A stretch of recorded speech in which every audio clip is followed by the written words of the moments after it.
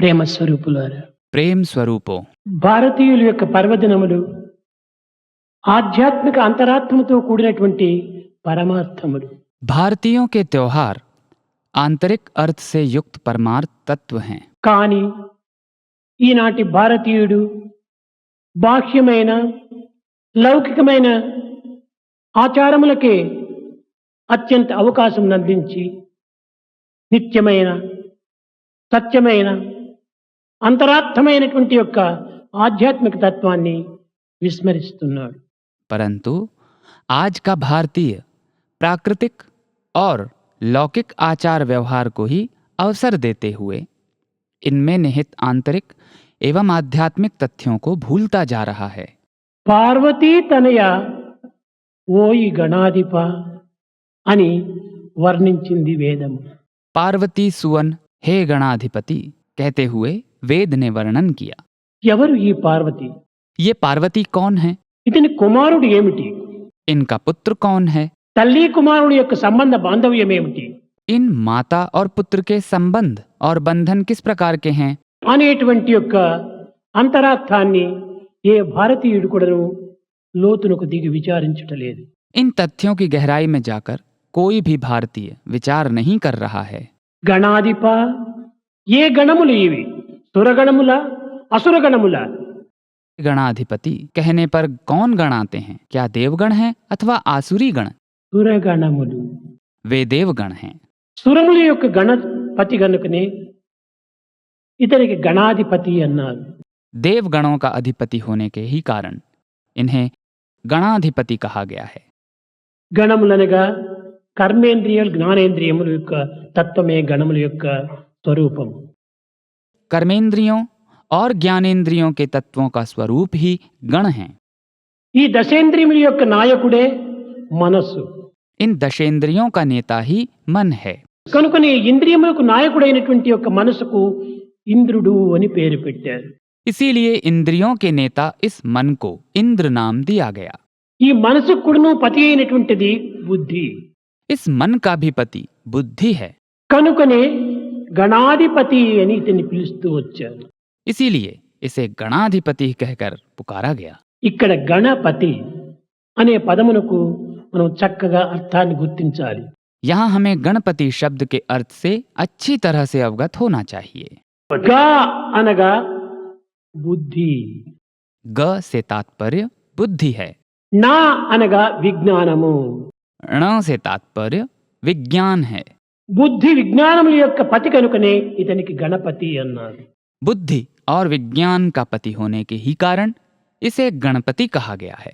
సృష్టి కంటే అత్యంత అధికమైనటువంటిదే ఈ వ్యక్తిత్వం.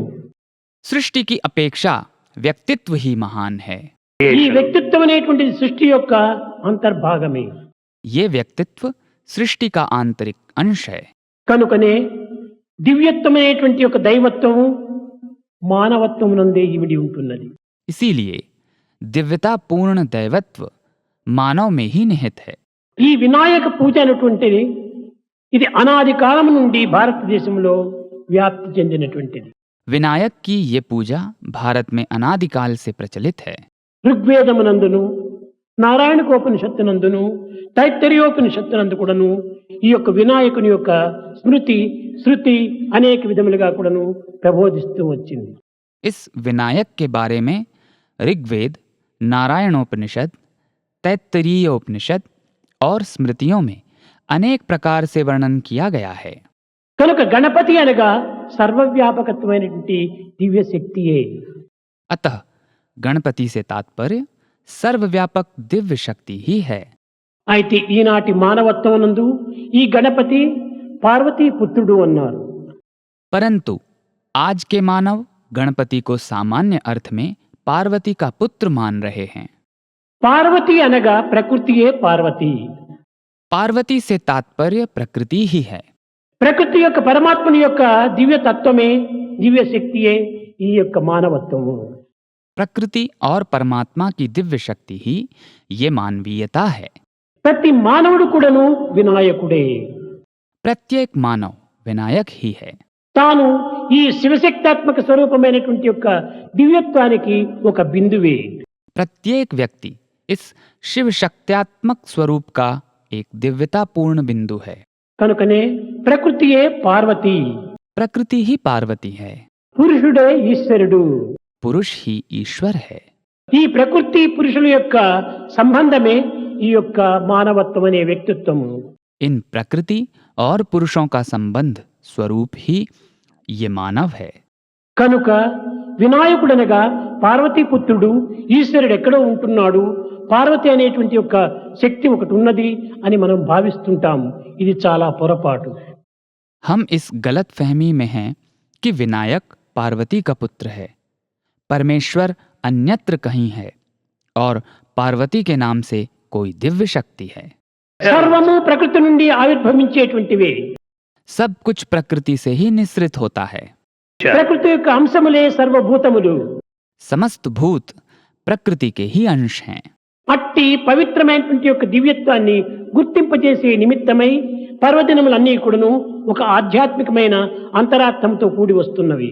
अतः ऐसी दिव्य पवित्रता से हमें अवगत कराने के लिए ही सारे त्योहार एक आध्यात्मिक आंतरिक तथ्य के साथ जुड़कर आ रहे हैं. ఈ వినాయకునకు ఏనుగు ముఖమేమిటి, ఎలుక వాహనమేమిటి? विनायक के लिए हाथी का मुख क्यों और चूहे का वाहन क्यों? ఎలుకకు మూషికము అంటారు. चूहे को मूषिक कहते हैं. మూషికమనగా ఏమి? రాత్రికి చిహ్నమే మూషికం. ये मूषिक रात का प्रतीक है. రాత్రి అనగా చీకటి. रात से तात्पर्य अंधेरा है. చీకటికి ఒక గుర్తే ఒక మూషికము. रात का प्रतीक चिन्ह ही ये मूषिक है. అనగా చీకటిని వినాయకుడు తాను అణగదొక్కున్నటువంటి వాడు కనుకనే ఇతనికి మూషిక వాహనుడు అని పేరు వచ్చింది. अंधेरे को दबाकर रखने के ही कारण इनका नाम मूषिक वाहन पड़ा. చీకటిని పారద్రోలి వెలుగును జగత్తునకు అందించేటువంటి వాడు నాయకుడు వినాయకుడు. अंधेरे को दूर कर संसार को प्रकाश प्रदान करने वाला ही नायक और विनायक है. ఇంతే కాకుండా మూషికమునకు వాసన యొక్క చిహ్నం కూడాను చెప్పవచ్చు. इतना ही नहीं, चूहे को गंध का प्रतीक माना जा सकता है. అనగా ఈ యొక్క మూషికము వాసనను పురస్కరించుకొనియే తన ప్రయాణమును సాగిస్తూ ఉంటాది. ये चूहा गंध के सहारे ही आगे बढ़ता रहता है. అనగా కోరికలు, వాంఛలు, అజ్ఞానము అనేటువంటి యొక్క ఈ మూషికమును అణగదొక్కినటువంటి వాడు వినాయకుడు. अतः इन इच्छाओं, वासनाओं और अज्ञान रूपी मूषिक को दबाकर रखने वाला ही विनायक है. కనుక వినాయకుని యొక్క వాహనము మూషికము అన్నారు. इसीलिए विनायक के वाहन को मूषिक कहा गया. వాహనమనగా ఏమిటి? वाहन से क्या तात्पर्य है? తన క్రింద వేసుకున్నట్టుమే వాహనము. जिसे अपने नीचे रखा जाता है. దానిని ఎక్కినటువంటి వాడు నాయకుడు. इस पर चढ़ने वाला नायक है. కనుకనే వాసనలను, కోరికలను, అజ్ఞానమును అణగదొక్కినటువంటి వాడు వినాయకుడు. अतः वासनाओं, इच्छाओं और अज्ञान को विनष्ट करने वाला ही विनायक है. సమస్త దుఃఖములను, సమస్త బాధలను, సమస్త కష్టములను దూరం గావించుకునేటువంటి వాడు వినాయకుడు. सभी बाधाओं, कष्टों और दुखों को दूर करने वाला ही विनायक है. విఘ్నములకు శత్రువు వినాయకుడు. बाधाओं का शत्रु ही विनायक है. విఘ్నములను ఏమాత్రం కూడా చేర్చేటువంటి వాడు కాదు. विघ्नों को वह कदापि स्थान नहीं देता है. విఘ్నములను సంహరించేటువంటి వాడు వినాయకుడు. बाधाओं का संहार करने वाला ही विनायक है. సుఖశాంతులను అందించేటువంటి వాడు వినాయకుడు. सुख और शांति प्रदान करने वाला है विनायक. సిద్ధి బుద్ధులను అధిపతిగా చేసుకున్నటువంటి వాడు వినాయకుడు. विनायक सिद्धि और बुद्धि का स्वामी है. సిద్ధి, సిద్ధి దేనికి సిద్ధి? सिद्धि किसकी सिद्धि? మనస్సు శుద్ధిగా ఉండినప్పుడే జ్ఞాన సిద్ధి లభిస్తుంది. मन के विशुद्ध होने पर ही ज्ञान की सिद्धि होती है. కనుకనే బుద్ధి సిద్ధి యొక్క నాయకుడు వినాయకుడు. इसीलिए बुद्धि और सिद्धि का स्वामी विनायक है. ప్రతి మానవుడు కూడాను బుద్ధిని అదుపులో ఉంచుకోవాలి. प्रत्येक मानव को अपनी बुद्धि को वश में रखना चाहिए। ఈ వినాయక పండుగ దినము మనం అనేక విధమైనటువంటి వంటలు చేసుకుంటుంటాం. इस विनायक चतुर्थी के दिन हम अनेक प्रकार के व्यंजन बनाते हैं, కానీ వినాయక పండుగకు ఒక ప్రత్యేకమైనటువంటి ఒక విశిష్టత ఉంటున్నది. परंतु विनायक चतुर्थी की एक विशिष्टता है। తైలముతో ఏమాత్రము సంస్కారం కావించినటువంటి వంటలను వినాయకునికి నైవేద్యంగా ఇస్తుంటారు. जो व्यंजन तेल से नहीं बने हों उन्हें ही विनायक के लिए नैवेद्य स्वरूप चढ़ाते हैं। కేవలము ఆవిరితో ఉడికినటువంటి యొక్క వీటిని మాత్రమే వినాయకునికి నైవేద్యం చేస్తుంటాము. केवल भाप से पके व्यंजन ही विनायक को नैवेद्य में चढ़ाए जाते हैं। అనగా ఎందుకు? ऐसा क्यों होता है? ఇది కేవలం ఆయుర్వేద యొక్క తత్వమునందు కూడాను ఈ ఆవిరితో ఉడికినటువంటి ఒక వంటలు త్వరగా జీర్ణమవుతాయని కూడాను దీనికి ఒక అర్థం. आयुर्विज्ञान में भी कहा गया है कि भाप पर उबले व्यंजन जल्दी से पच जाते हैं। ఇంతే కాక इतना ही नहीं, భాద్రపద మాసములో వచ్చేటువంటి ఈ వినాయక చవితికి మనం పండించేటువంటి పంటలలో నువ్వులు బెల్లము అధికంగా మన ఇంటి చేరుతుంటాయి. इस भादों के महीने में हम फसल और वस्तु के रूप में जो उगाते हैं उनमें तिल और गुड़ अधिक होते हैं। ఈ యొక్క నువ్వుల పిండిని బెల్లంతో కొట్టి దానిని ఒక బియ్యం పిండి లోపల ఆవిరితో ఉడకబెట్టినటువంటి దానిలో మూసిపెట్టి దీనిని కుడుములు ఉండ్రాళ్ళు అని వినాయకునికి నైవేద్యం చేస్తుంటాం.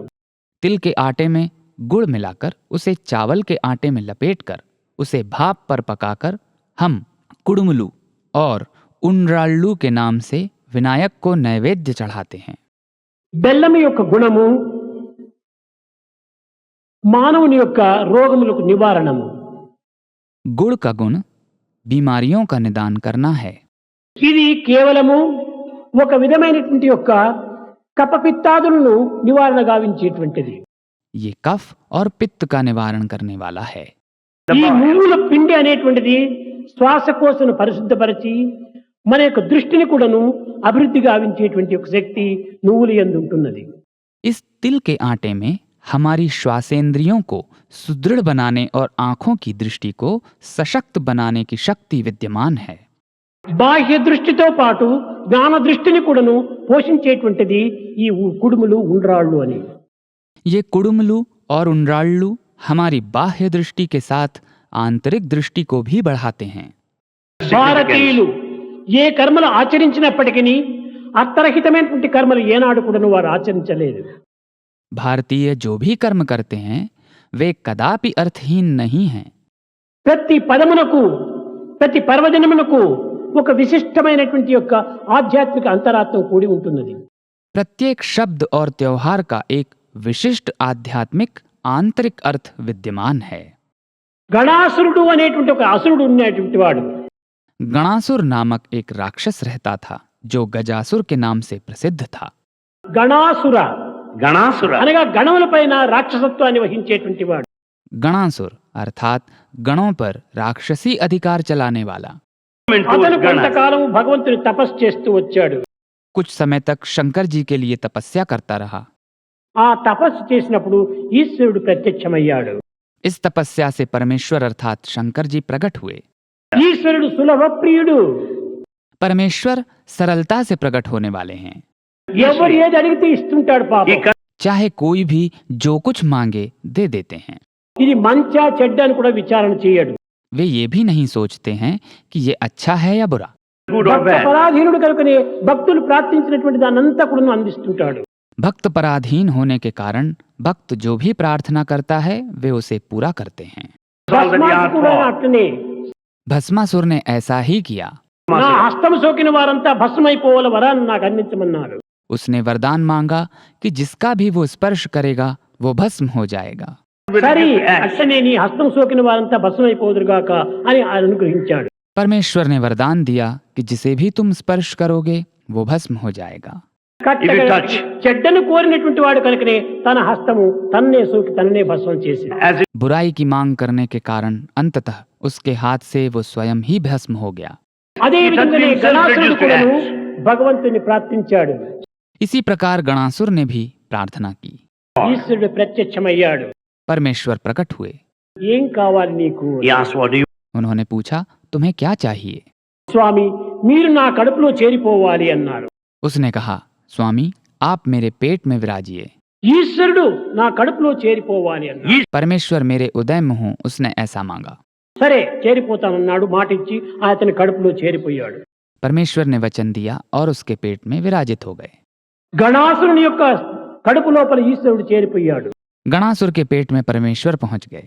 ఈశ్వరుడు ఎక్కడ పోయినాడో ఏమిటో అని పార్వతంతా వెతుకుతూ పోతుంటుండది. परमेश्वर के लिए ढूंढते हुए पार्वती जाने लगी। కట్టకడపటికి ఎక్కడా కనిపించలేదు. वे कहीं भी दिखाई नहीं दिए। తన సోదరుడైనటువంటి విష్ణువు దగ్గరికి వెళ్ళింది. वे अपने भाई विष्णु के पास गईं। బ్రదర్ ఎక్కడో వెళ్ళిపోయాడు నా హస్బెండ్, ఇతన్ని ఎక్కడైనా వెతికి నీవు తెప్పిస్తావా అని అడిగింది. उन्होंने पूछा, भैया मेरे पति कहीं चले गए हैं, तुम उन्हें ढूंढ लाओगे? తెలుసు ఎప్పుడు ఈశ్వరుడు ఈ విధమైనటువంటి యొక్క విచక్షణ జ్ఞానం లేకుండా అందరికి వరాలు ఇచ్చి అనేక విధములుగా అవస్థలకు గురి అవుతుంటాడని. विष्णु को पता था कि परमेश्वर प्रायः बिना सोचे विचारे ऐसे ही वरदान देकर बहुत सारे कष्ट मोल लेते रहते हैं। అమ్మా పార్వతి నాకు తెలుసు నువ్వు ఊరుకుండన్నాడు. उन्होंने कहा, पार्वती मुझे पता है, तुम चिंता मत करो। నీవు ఇంటి దగ్గరికి పోయి నేను తీసుకొని వస్తానన్నాడు. उन्होंने कहा, तुम घर जाओ, मैं उन्हें ले आता हूँ। అతని దగ్గర నంది ఉంది. वहां नंदी था। ఈ నందిని ఒక రకమైనటువంటి అలంకారపరిచాడు. उन्होंने नंदी की साज सज्जा की, ఈ గంగిరెద్దు మాదిరి దీనికి తీర్చిదిద్దాడు. उसे सुंदर वृषभ बनाया। తాను మేళం వాయించుకుంటూ గంగిరెద్దుని వెంట తీసుకుని పోయాడు. वे शहनाई बजाते हुए नंदी को साथ में लेकर गए। ఈ మ్యూజిక్ కు తగినట్టుగా ఆ నంది నాట్యమాడుతూ వచ్చింది. नंदी संगीत के अनुरूप नृत्य करता रहा। విష్ణు లీలా మానస విగ్రహుడు विष्णु लीला मानुष विग्रह हैं। కనుకనే అతని లీలలు అనేకంగా నిరూపిస్తూ వచ్చాడు జగత్తునకు. वे अनेक प्रकार से अपनी लीलाएं प्रकट करते आए। బజారులో వెళుతుంటుంటే ఆ మేళమునకు ఆ యొక్క తాళమునకు ఆ యొక్క నాట్యమునకు సన్నిహిత సంబంధమైనటువంటి యొక్క లీనత్వం ఏర్పడిపోయింది. जब वे बाजार से गुजर रहे थे तब उस संगीत और नृत्य में अद्भुत ताल समाविष्ट हो गई। ఈ దృశ్యాన్ని చూచాడు ఈ యొక్క రాక్షసరాజు. राक्षस राजा ने ये दृश्य देखा। చూచి చాలాసేపు దీనిని పరిశీలించుకుంటూ వచ్చాడు. वो बहुत देर तक इसे गौर से देखता रहा। ఈ గణాసురుడు మెచ్చుకొని ఈ మేళం వాయించేటువంటి వాడిని, అయ్యా నీకేం కావాలి బహుమతి అడుగుమన్నాడు. गणासुर बहुत प्रसन्न हुआ और विष्णु से पूछा, अजी तुम क्या चाहते हो, मांगो। చెప్పిన మాట తప్పకూడదు. जो वचन देते हो उसे टालना नहीं चाहिए। నీవు గణాసురుడు, तुम गणासुर हो, గొప్ప రాజు, तुम महान राजा हो, కనుక నీవు ఆడిన మాట తప్పకుండా నేను అడిగినటువంటిది ఇవ్వాలి అన్నాడు. मैं जो मांगता हूँ वो तुम्हें अवश्य देना चाहिए। తప్పక ఇస్తానన్నాడు. उसने अवश्य देने का वचन दिया। నీ కడుపులో ఉన్నటువంటి ఈశ్వరుని ఇవ్వాలి అన్నాడు. तुम्हारे पेट में जो परमेश्वर हैं उन्हें दे दो। ఈ సత్యాన్ని గుర్తించినటువంటి వాడు విష్ణువు తప్ప మరొకరికి తెలియదు. ये सत्य विष्णु के अतिरिक्त अन्य किसी को पता नहीं था। అప్పుడు ఈ గణాసుడు ఈ యొక్క విష్ణు పాదముల పైన పడి, तब ये गणासुर विष्णु के पैरों पर गिर पड़ा। స్వామి నా రహస్యము నీకు తప్ప అన్యులకు ఎవరికీ తెలియదు. उसने कहा, स्वामी मेरा रहस्य आपके सिवा और किसी को पता नहीं है। నా మాట ప్రకారము ఏమైనా సరే నా ప్రాణాన్ని నేను అర్పితం చేస్తాను. अपने वचनानुसार मैं अपने प्राण तक त्याग दूंगा। అయితే ఒక్క కండిషన్ ఉంటుండాలి. परंतु एक नियम है। ఏమిటంటే What's that? నా శిరస్సును మాత్రము నిరంతరము సర్వులకును ఒక పూజనీయమైన రీతిగా నీవు తీర్చిదిద్దాలి అన్నాడు. मेरा शीश सर्वदा पूजनीय हो, आप ऐसा करें। You నా mold it that way. చర్మమును నీవు ధరించాలి అన్నాడు. मेरा चर्म आपको धारण करना है, తప్పక ధరిస్తానని చెప్పాడు. अवश्य धारण करूंगा। కనుక నీ ఏనుగు చర్మాన్ని విష్ణువు ధరిస్తటం.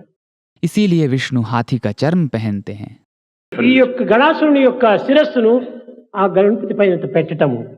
इस गणासुर के शीश को गणपति के शीश के स्थान पर लगाया गया। ఇవన్నీ అనేక there a రకమైనటువంటి Vinayaka? కథలుగా నిరూపిస్తూ వస్తుంటారు. ये सब अनेक कथाओं के रूप में वर्णित हैं। It's like that. ఇవన్నీ స్టోరీస్. ये सब कथाएं ही हैं। అయితే ప్రజల యొక్క మన్ననను లేక మనసులను ఆకర్షించే నిమిత్తమై ఈ దైవ మార్గంలో ఇలాంటి కథలంతా ప్రారంభమవుతుంటాయి. लोगों के मन आकर्षित करने के लिए ईश्वरीय मार्ग में ऐसी कथाएं निर्मित होती हैं। నిజముగా విచారణ చేసి చూస్తే దైవత్వం ఒక్కటే. यथार्थ में देखा जाए तो ईश्वर एक ही है। సర్వులు యందు ఉండినటువంటి యొక్క దైవం ఒక్కడే. सभी में विद्यमान ईश्वर एक ही है। వినాయకుడు మనకంటే భిన్నమైనటువంటి వాడు కాదు. विनायक हमसे भिन्न नहीं है। కనుక వినాయక తత్వం అనేటువంటిది కేవలం సామాన్యమైన పదంతో కూడినటువంటిది కాదు. अतः विनायक का तत्व सामान्य नहीं है। సర్వశక్తి స్వరూపిణి వినాయకత్వం. विनायक समस्त शक्तियों का स्वरूप है। అతనికంటే మరొక నాయకుడు లేడు. उससे बढ़कर अन्य कोई नायक नहीं है। నాయకుడు లేనటువంటి వాడు వినాయకుడు. जिसका कोई नायक नहीं है वही विनायक है। కనుక భగవత్ తత్వాన్ని చక్కగా మనం విశ్వాసంగా అర్థం చేసుకోవడానికి ప్రయత్నించాలి. अतः हमें ईश्वरीय तत्व से अच्छी तरह से अवगत होने के प्रयत्न करने चाहिए। भजन बिना सुख शांति नहीं, हरि भजन बिना सुख शांति नहीं,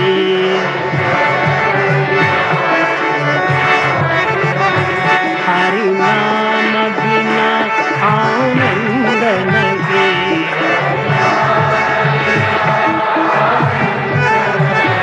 हरि नाम बिना आनंद नहीं,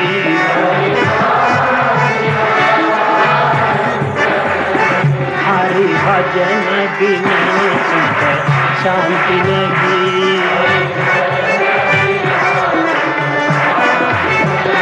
जप जान बिना संयोग नहीं, जप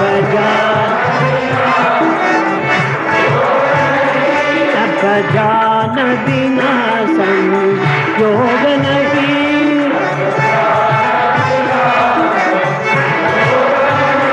प्रभु दर्श बिना प्रज्ञान नहीं,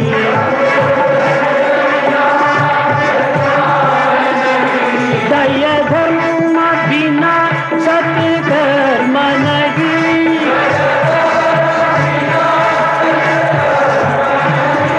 भगवान बिना कोई अपना नहीं,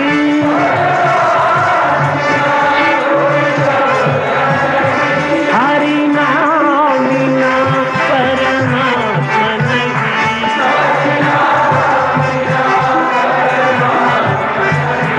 हरि नाम बिना परमात्मा नहीं,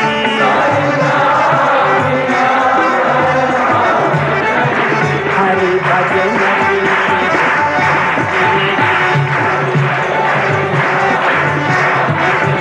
हरि भजन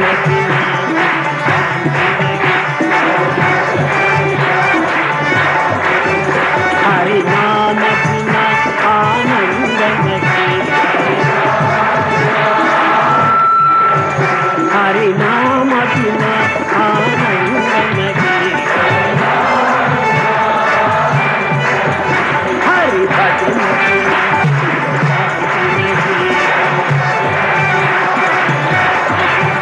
हरि भजन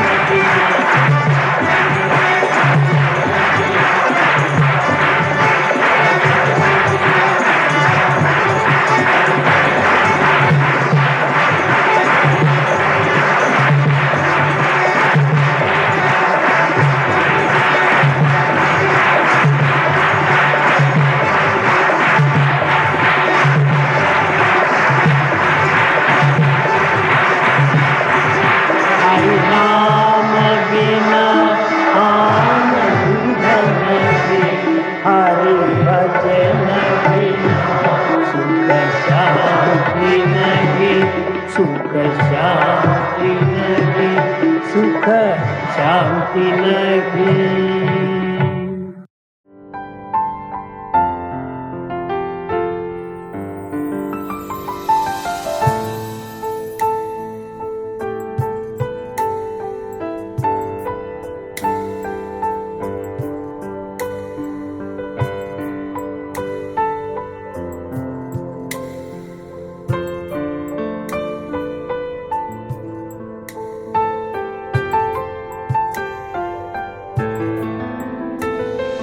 ప్రేమ స్వరూపులారా,